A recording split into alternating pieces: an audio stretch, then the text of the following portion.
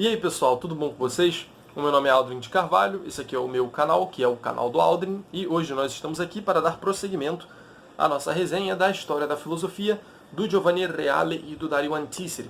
Lembrando sempre de que vocês podem comprar esse livro aqui, tanto como os outros dessa coleção de 7 volumes, assim como os livros da coleção de 3 volumes, tudo pelo link na descrição aí embaixo, tá? Para vocês sair o mesmo preço de que se vocês comprassem pela Amazon normalmente, mas vocês comprando pelo link eu ganho uma comissão em cima disso, então todo mundo sai ganhando, vocês me ajudam e para vocês dá no mesmo, então fica todo mundo feliz, é muito legal. Bom pessoal, e hoje a gente continua nosso papo sobre os desenvolvimentos filosóficos ali do final da antiguidade, né, essas últimas escolas, esses últimos movimentos, e hoje a gente não vai falar de nenhum movimento em específico, né, a gente não vai falar exatamente de um neo alguma coisa, neo outra coisa, como a gente vem fazendo. A gente já falou do neoceticismo, neo-aristotelismo, médio-platonismo e do neopitagorismo. Mas, antes da gente seguir, né, e entrar no neoplatonismo, né, que é a grande escola desse último momento da filosofia antiga, é importante que a gente introduza dois textos muito importantes que surgiram nessa época, né, que se popularizaram e que tiveram uma influência muito grande sobre a forma de pensar das pessoas e sobre a filosofia. Né, e é por isso que a gente está falando aqui principalmente. Então, esses dois textos foram muito influentes e para os próprios neoplatônicos, né, para os próprios neoplatônicos depois de Plotino, né, que a gente vai ver que tem uma tendência de incorporar alguns elementos mais religiosos e tudo mais, que são exatamente o teor desse texto aqui, né?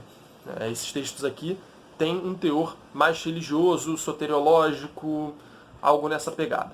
Bom, e que textos são esses? Vocês devem ter visto aí pelo título, que trata-se principalmente do Corpus Hermeticum e do livro Os Oráculos Caldeus, né? Do texto Os Oráculos Caldeus. Bom, e a gente vai falar um pouquinho de cada um deles agora, começando pelo Corpus Hermeticum. Bom, o Reale introduz falando o seguinte: na era helenística, nos primeiros séculos da era imperial, particularmente nos séculos II e III depois de Cristo, desenvolveu-se uma literatura de caráter filosófico soteriológico, religioso. Filosófico, soteriológico, religioso. Né? É um termo só com uns hífens no meio. Que em parte chegou até nós, de natureza variada, mas com o traço comum da pretensão de ter sido revelada por Thoth, o deus egípcio, escriba, intérprete e mensageiro dos deuses, que os gregos identificaram com seu deus Hermes. Hermes é exatamente o mensageiro dos deuses na concepção grega. Então houve essa mudança de nome aí, mas é um texto que é inspirado numa sabedoria, num conjunto de ensinamentos que estão vinculados à sabedoria egípcia, não exatamente à filosofia grega. Enfim, então existe uma relação aí com esse deus Hermes. Eles fizeram esse tipo de essa tradução, vamos dizer assim, essa adaptação. E o chamaram de Hermes Trismegistus. Eu sempre falo isso errado. Eu falo às vezes Hermes Trismegistros. Hermes Trismegistos, que é um nome que anda ficando relativamente conhecido ultimamente. Não sei se vocês já ouviram falar. Trismegistus significa 3 vezes grandes, de onde o nome de literatura hermética, isto é, inspirada por Hermes. Então aí surge essa ideia de hermetismo, que são exatamente aquelas doutrinas, algumas gnósticas, religiosas, enfim, que se inspiram precisamente na literatura supostamente inspirada pelo deus Hermes, pelo deus Thoth no Egito, Hermes na literatura grega, que constitui exatamente esse corpus hermeticum, que são esses escritos dos quais a gente está falando agora. Entre os numerosos escritos atribuídos a Hermes Trismegistus, o grupo sem dúvida mais interessante constitui-se de 17 tratados, o primeiro trazendo o título de Pimandro, mais um escrito que chegou até nós apenas em uma versão latina, no passado atribuído a Apuleio, de quem a gente já mencionou, inclusive, de quem a gente já falou, inclusive, de um tratado com o título Asclépio, que era o deus da medicina, falamos disso, inclusive, no vídeo falamos dele no vídeo do Hipócrates, né, que inclusive está fazendo bastante sucesso, o pessoal está gostando bastante. Voltem lá no vídeo do Hipócrates, acho que é o vídeo 32 ou 30, alguma coisa assim. Talvez composto no século IV depois de Cristo. Né? Então é um conjunto de textos que parecem aqui ter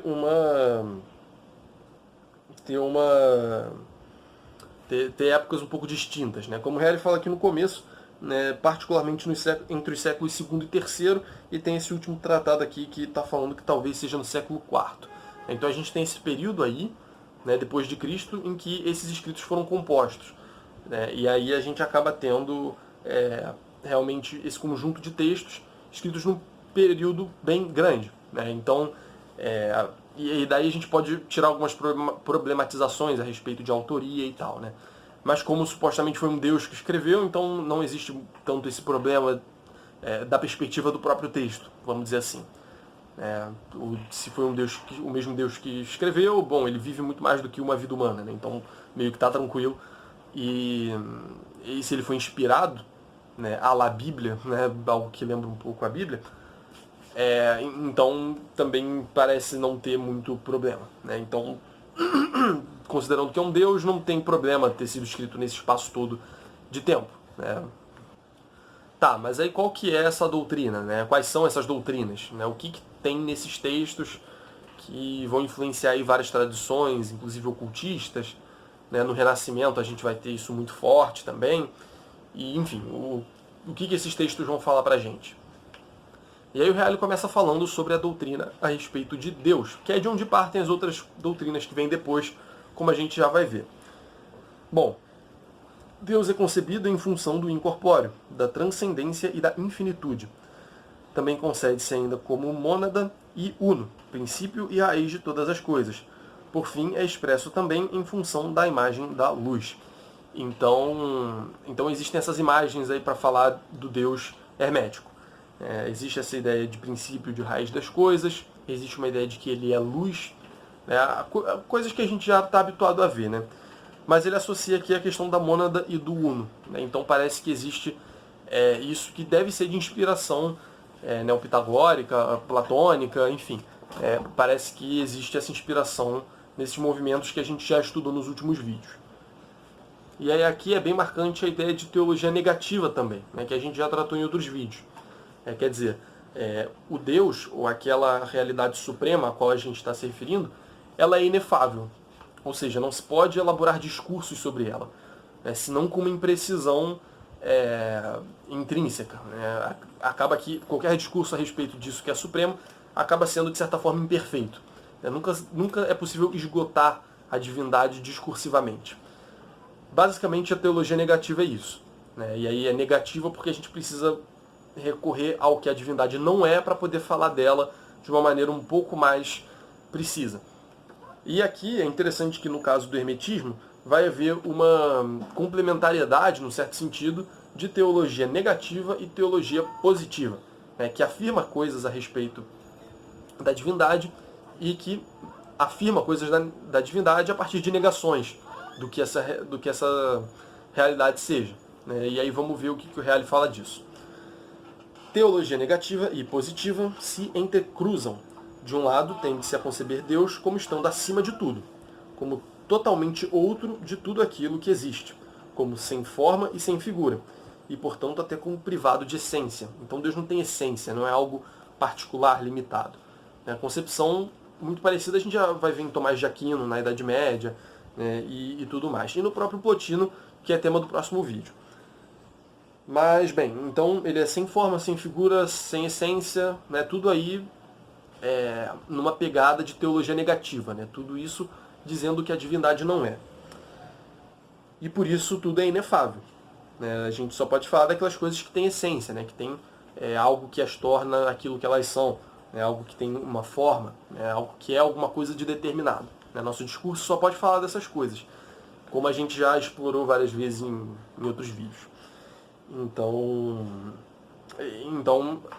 dessas características negativas que se atribui à divindade no hermetismo, a gente conclui essa inefabilidade também. Do outro lado, reconhece-se que Deus é bem e pai de todas as coisas, e e, portanto, causa de tudo, e, enquanto tal, tende-se a representá-lo positivamente. Então, Deus é aquilo de que derivam todas as coisas. Então, nesse sentido, existe um elemento de positividade aí que é atribuído no discurso a Deus, né, à divindade. Bom, mas o hermetismo ele não apenas vai dizer que existe um Deus, mas existe uma hierarquia de divindades.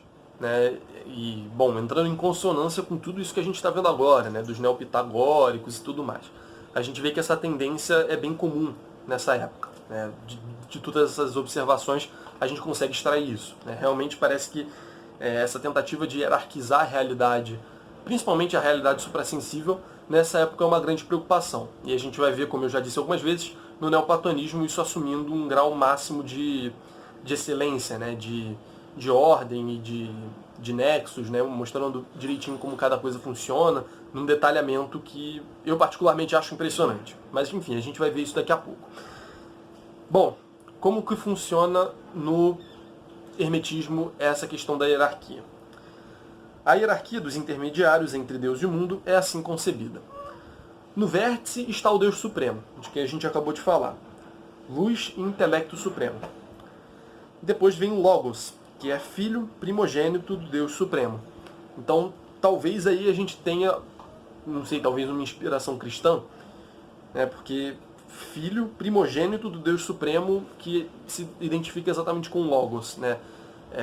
Isso aí, bom, já tinha 2, 3 séculos de cristianismo rolando nessa época, né? Então talvez haja alguma influência. O Reale não menciona nada, então não posso afirmar nada com certeza. Mas, obviamente, lembra muito, né? Dá pra gente traçar vários paralelos aí. Depois, abaixo do Logos, que deriva do Deus Supremo e que é filho primogênito dele, há o Deus demiúrgico, né? O intelecto demiúrgico, que é consubstancial em relação ao Logos. É um termo que vai aparecer nessa época aí no cristianismo também, né? A ideia de consubstancialidade. Mas a gente, enfim, depois a gente vai ter oportunidade de ver isso no próximo volume. Mas o que importa é que aqui então também existe a ideia de um Deus demiúrgico nesse grau inferior, né? É interessante isso, como isso é constante nesse pensamento dessa época. Né? Provavelmente aí uma inspiração platônica. Né? Acho muito difícil de não ser. Bom, e depois do Deus demiúrgico, né, do intelecto demiúrgico, há o anthropos, né, ou seja, o homem incorpóreo. Também este derivado de Deus e imagem de Deus. Anthropos é homem em grego.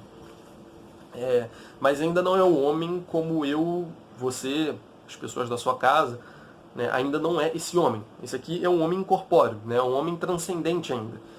E a gente já vai ver como desse anthropos nasce o homem carnal, né, o homem corpóreo, como a gente está acostumado a conceber. Mas antes disso ele fala que abaixo do anthropos ainda existe uma outra realidade. Segue-se por fim o intelecto, dado ao homem terreno, rigorosamente distinto da alma e claramente superior à alma, que é tudo o que de divino existe no homem. E a gente já vai ver esse processo como funciona, né? do anthropos para o intelecto humano, humano propriamente dito, no sentido terreno. Mas então, o que ele está falando aqui? Né? Existe o intelecto no homem terreno, que é exatamente o que confere a ele a humanidade, a dignidade que ele tem, a participação que ele tem das realidades divinas. É isso que torna o homem, num certo aspecto, divino. É isso que faz dele algo de especial.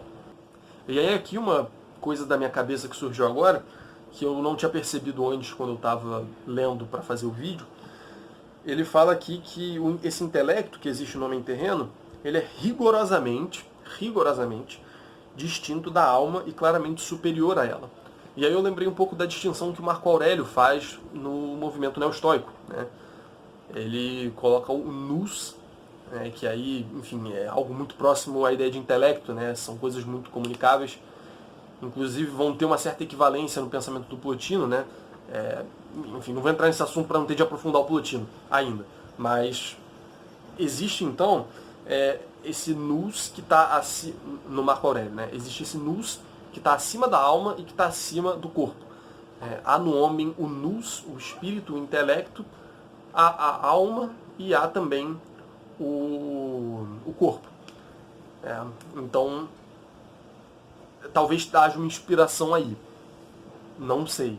Talvez. O Reale não fala disso, mas é algo que é muito parecido. Né? Porque ele literalmente só mencionou isso 2 vezes até agora. Né? Ele só mencionou isso no Marco Aurélio e mencionou isso aqui. Né? A ideia de que existe uma instância que é superior até à própria alma do indivíduo e que é nele que reside aquela dignidade maior. Né? Como Marco Aurélio fala, é onde reside aquele refúgio último do homem. Né? Aquilo que é inviolável, né? Aquilo que é imperturbável, aquilo que está lá no centro, no cerne da humanidade da pessoa. E, bom, aqui também parece haver esse algo superior até à própria alma, dentro do homem, né, no homem, e que faz com que ele participe, né, com que ele tenha essa relação com aquilo que é supremo, com aquilo que é divino. Bom, e como que é então, finalmente, a geração do homem terreno? Né? Como que ele deriva do homem corpóreo, suprassensível e tudo mais? Reale vai falar o seguinte: a geração do homem terrestre explica-se de modo complexo.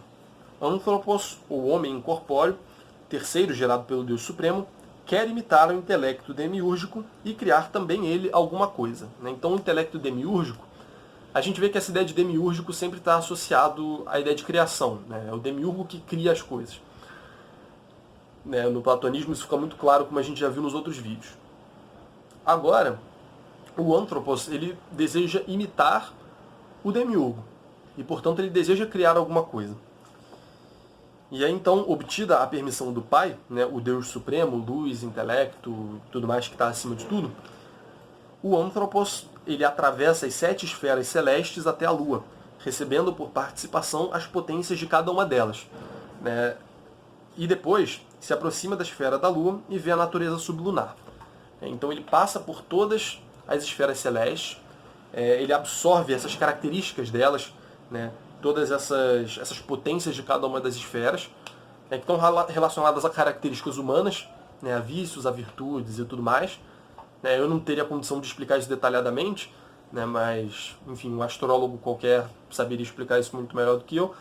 Mas, então, ele passa por todas as esferas celestes, absorve essas potências, né, essas características de cada uma dessas esferas, e depois ele volta-se para o mundo sublunar, né, que é o mundo terreno. Né, é a nossa realidade aqui, que está abaixo da Lua. Os antigos, e eu lembro aqui, já lembrei isso algumas vezes, mas lembro de novo, eles faziam essa distinção entre o mundo sublunar, né, que é o mundo daqui, né, geralmente o mundo do devir, mais propriamente dito, e acima do mundo da Lua, né, o mundo supralunar, é o mundo das esferas celestes, né, e das esferas fixas, né, e da esfera, né, e do firmamento, melhor dizendo. Então, a esfera da Lua é aquela primeira esfera, e aí depois a gente tem os outros planetas, né? São 7 planetas. Né? A Lua, Mercúrio, Vênus, Sol, Marte, Júpiter e Saturno. Eu tenho quase 100% de certeza de que é isso. Eu não estudei astrologia o suficiente para poder falar. Mas é basicamente isso. Né? Então, o Anthropos, com a permissão do Pai, ele passa por todas essas esferas, absorve todo o poder delas, vamos dizer assim, todas as potências delas, e aí depois ele, né, o Anthropos, se volta à realidade sublunar. Imediatamente, quando ele vê a natureza sublunar, o Anthropos se enamora dessa natureza. E, por sua vez, a natureza se enamora do homem, né, do Anthropos. Mais precisamente, o homem se enamora da própria imagem refletida na natureza, que, segundo o Reale aqui, na água, mais especificamente. Então o Anthropos é tomado pelo desejo de unir-se a ela, e assim o Anthropos cai. Nasce de tal forma, né, depois dessa conjunção aí, né, dessa união, né, do Anthropos com do Anthropos metafísico, vamos dizer assim, e da natureza sensível, nasce de tal forma o homem terrestre, com a sua dúplice natureza, espiritual e corpórea. Então o homem ele possui o espírito, que é essa realidade que o aproxima dos deuses, da divindade, das hierarquias, da realidade material, e também ele tem essa natureza corpórea, né, precisamente porque ele é como que filho do anthropos, incorpóreo, metafísico, e da natureza sensível. Os dois se enamoraram e dali nasceu o homem terrestre.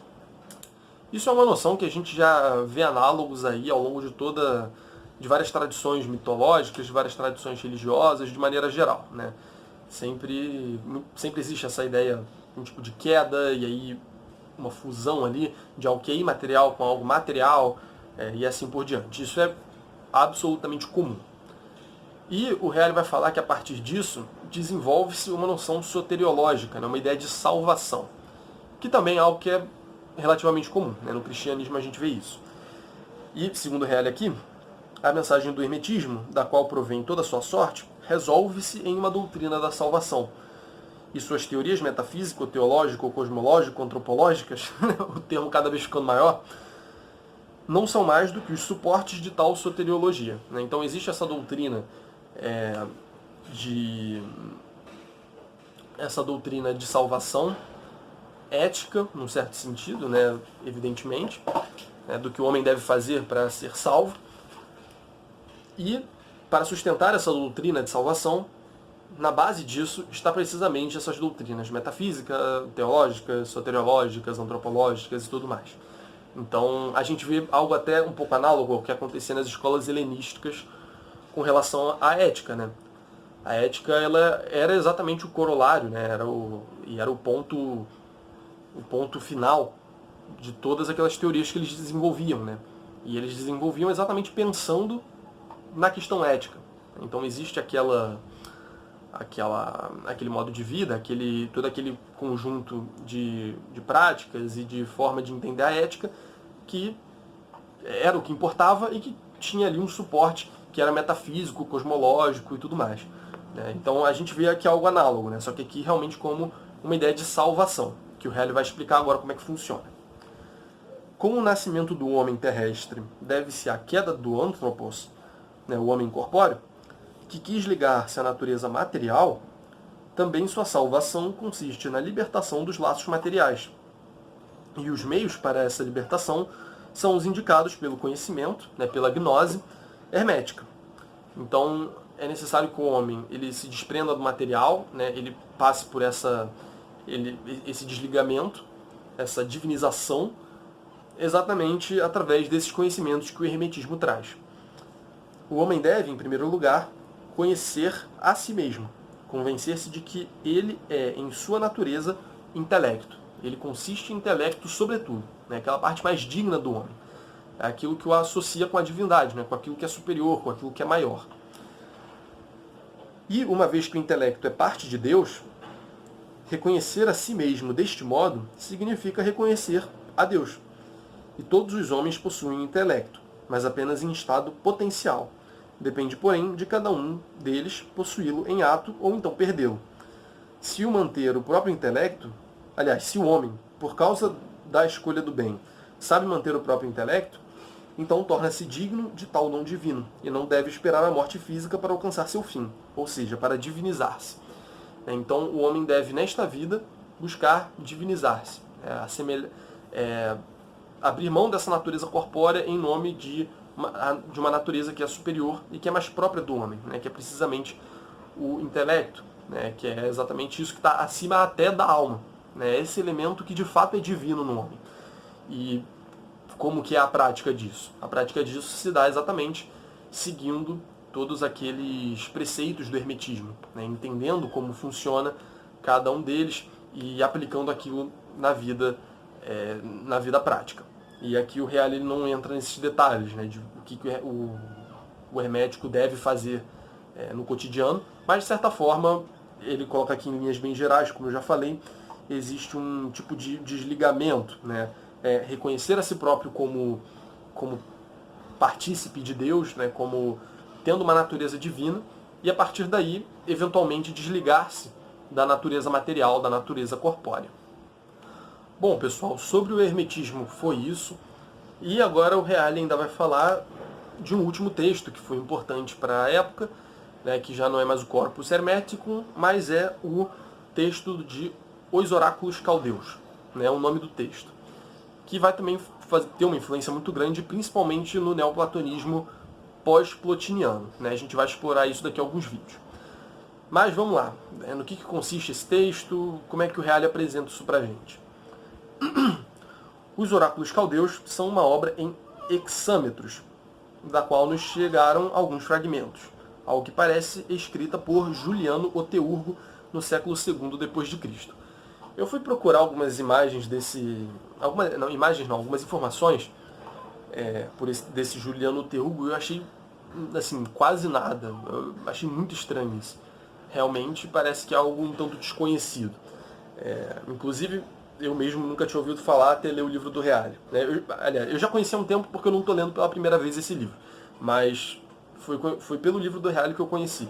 Certamente eu nunca tinha ouvido falar, parece algo muito... algo pouco estudado, talvez. Não sei, pelo menos no Brasil. Bom, essa obra apresenta muitas analogias com os escritos herméticos, mas ao invés de vincular-se à sabedoria egípcia, liga-se à sabedoria caldeia.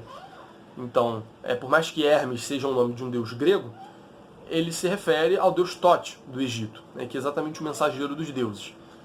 Então, os ensinamentos dali, eles tiveram essa tradução grega, né? O livro é grego, mas ele expressa uma sabedoria egípcia, né? Ele expressa uma sabedoria que estava contida ali nos ensinamentos dos egípcios. E da mesma forma, os oráculos caldeus vai ser um tipo de equivalente à sabedoria dos caldeus, né? A sabedoria caldeia. Então, vai haver várias aproximações, mas há um distanciamento fundamental, né? Precisamente por essa questão de se tratar de povos diferentes, né? De textos que se inspiraram em doutrinas de povos diferentes. E aqui também tem uma outra aproximação que é interessante, que é a de que o autor do texto, né, provavelmente esse Juliano Teurgo, ele afirma ter recebido dos deuses esses oráculos. Então, existe aí também essa ideia de que foi um deus que entregou aquilo, né, que inspirou, que escreveu, né, alguma coisa assim. Então, há um peso divino sobre esses textos também. Bom, mas no que consistem as doutrinas desse texto? Onde elas se inspiram? O que elas falam? O Reale vai falar aqui que elas têm que as doutrinas metafísicas contidas nos oráculos se inspiram muito no médio-platonismo, no neopitagorismo e apresentam muitas tangências com Numênio, né, que tentou fazer essa síntese do neopitagorismo e do médio-platonismo. A novidade consiste no conceito de tríade, com o qual se interpreta toda a realidade. A tríade contém todas as coisas e de todas é medida. Então, para todos os aspectos da realidade, vai ter um elemento trino, um elemento de tríade, que vai sempre se repetir na realidade em todos os aspectos. Ademais, os oráculos também apresentam a doutrina da teurgia, que é a arte da magia aplicada a fins religiosos. E esse elemento em si, esse elemento particularmente, ele vai exercer muita influência, vai ser muito incorporado no neoplatonismo pós-plotiniano, principalmente aí se a gente... Tem um bicho voando aqui. Principalmente se a gente falar, eu acredito que seja de Jâmblico. Eu acho que o Jâmblico, ele enfatiza muito essa questão mística relacionada à própria teurgia depois do Plotino. A gente vai ver que vão surgir várias tendências depois do Plotino, e que, várias, acho que umas 6 autores discípulos do Plotino vão fazer desenvolvimentos distintos, mas alguns vão deixar o lado filosófico um pouco de lado e vão se apropriar dessas questões teúrgicas, mágicas, algumas religiosas, mitológicas até, como até já antecipei em alguns outros vídeos. Mas enfim, isso aí a gente deixa para falar depois. Mas o fato é que é necessário que a gente entenda que essa ideia de teurgia está associada à arte da magia aplicada a fins religiosos. Então, é o uso da magia para se relacionar com Deus, com a divindade. O teólogo fala a respeito de Deus, enquanto o teurgo, ele invoca os deuses e atua sobre eles. Então, aqui essa contraposição entre o teólogo e o teurgo. O teólogo, ele estuda Deus, ele fala de Deus. Enquanto o teurgo, ele se usa de Deus, ele atua sobre Deus. Tem um tipo de inversão até ali. Você, através de certos rituais, você, de certa forma, obriga o Deus a fazer alguma coisa. Você faz com que o Deus te dê algo, te conceda alguma coisa, faça algo na realidade. Então, a teurgia ela tem esse, digamos assim, esse domínio do homem sobre Deus numa certa medida. Né? Através de certas práticas você consegue fazer Deus fazer o que você quer que ele faça. E aí, segundo Helle aqui, as práticas teúrgicas purificam a alma e garantem a união com o divino por uma via alógica. Então, não é algo que é explicável através da razão e da filosofia e tudo mais. Como eu falei, a tendência no neoplatonismo depois dos autores que adotam esses elementos teúrgicos, é precisamente de abandonar os elementos filosóficos, né, ou parte deles. Então, vai ser dado um enfoque muito maior à questão teúrgica, né, porque é uma união com o divino e que rejeita já a questão da lógica. Então, todas essas questões, desenvolvimentos racionais, vamos dizer assim, sem se ligar a alguma revelação ou algo do tipo, vão ser colocadas ali para baixo, né? vão entrar em segundo plano completamente. E aí ele fala aqui que os últimos neoplatônicos, considerando os oráculos caldeus como um livro sagrado, o utilizaram do mesmo modo que os cristãos usaram a Bíblia. Então ele faz essa comparação com o modo que os cristãos usam a Bíblia, né? Que é um modo bem fervoroso, né? No sentido de que aquela, de fato, é a palavra de Deus. A gente está mais próximo do cristianismo do que da sabedoria caldaica, né? Caldeia. Então é interessante ele fazer essa comparação porque a gente consegue ter essa ideia, né? Realmente vai ser tratado como livros sagrados. Os oráculos caldeus serão obras que vão ser sentidas precisamente como sagradas. E isso vai influenciar muito no pensamento que vai surgir depois do Plotino, que inclusive é o tema do próximo vídeo. Bom, pessoal, é isso. Eu espero que vocês tenham gostado do vídeo. Muito obrigado por terem assistido. No próximo vídeo, então, a gente entra no assunto do neoplatonismo, que é a última grande escola, o grande último desenvolvimento da filosofia antiga nesse período aí pós Platão e Aristóteles. A gente vai ver que realmente o neoplatonismo tem uma importância muito significativa, então eu peço que vocês não percam o próximo vídeo, que vai ser um ponto-chave para a gente entender toda a filosofia dali em diante. Tá bom? Obrigado a vocês aí que assistiram, deixem um like, inscrevam-se no canal, divulguem o vídeo para quem vocês acharem que possa interessar, comentem, adicionem aos favoritos e comprem os livros pelo link na descrição. Tá bom? Valeu, gente. Abraço.